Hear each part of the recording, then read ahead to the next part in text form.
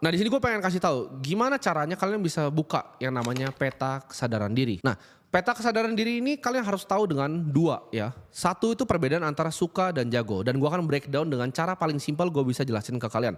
Antara perbedaan suka dan jago. Biar gampang kita pakai contoh orang yang menyanyi. Anggaplah ada orang yang suka menyanyi. Dia ikut sebuah choir, dia itu di rumah suka banget nyanyi. Nyanyi adalah passion dia. Di dapur dia nyanyi, lagi masak dia nyanyi, lagi mandi dia nyanyi.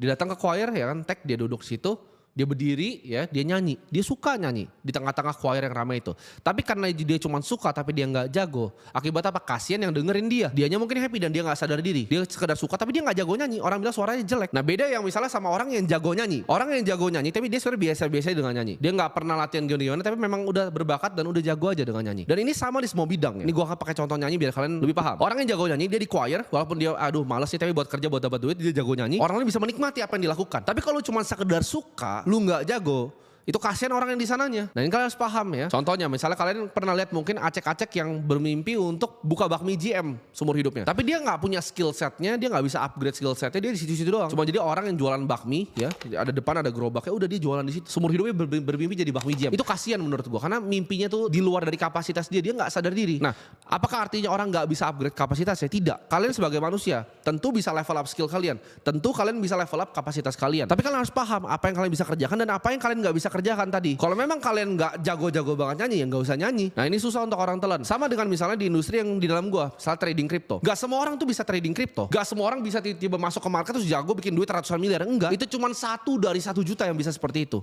Atau 1 bahkan dari 100 juta. Nah apakah kalian yakin kalian sespesial itu 1 dari 100 juta? Susah gitu. That's why gue gak pernah even saranin orang untuk jadi full time trader. Kenapa kalian harus jadi full time trader? Yang kalian lawan itu adalah institusi yang besar. Di sini kantor gue sini ada banyak analis di sini. Kalian berkompetisi dengan orang yang kalian nggak bisa lawan. Dan gue udah lakukan ini dari gue masih SMP, ini udah second nature ke gue. Nah buat kalian yang bermimpi untuk jadi kayak gitu, gue selalu saranin kalian bahkan untuk cari pekerjaan, tingkatin dulu income-nya, investasilah kripto di site. Kalau misalnya memang nggak jago-jago banget, nggak usah jadiin ini main hasil kalian. Karena kripto sendiri asetnya itu bisa multiplier. Dia bisa naik, bisa multiply secara luar biasa. Tapi kalau 100.000 itu naik 5 kali, gue pakai sekali makan siang juga habis uangnya. Yang bener adalah lu tingkatin income lu.